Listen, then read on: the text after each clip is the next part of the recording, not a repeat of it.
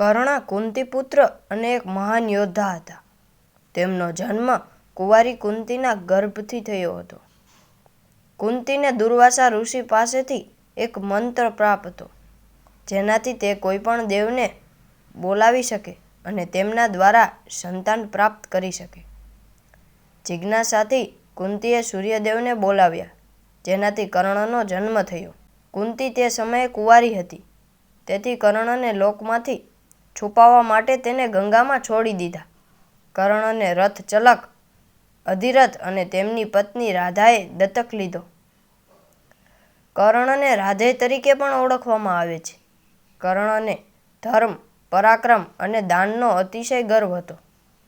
દુર્યોધનનો શ્રેષ્ઠ મિત્ર અને સહયોગી બન્યા, કારણ કે દુર્યોધને તેમને અંગરાજ્યનો રાજા બનાવી દીધા.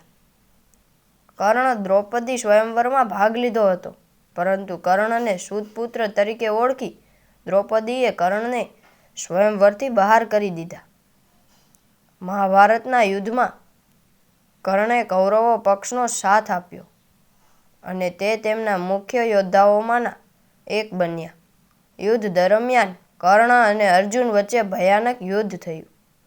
કર્ણનો રથ ધૃતિકા ખાડામાં ફસાઈ જવાથી તેની લડાઈથી સ્થિતિ નબળી થઈ અને તે સમયે અર્જુને કર્ણનો સંહાર કર્યો.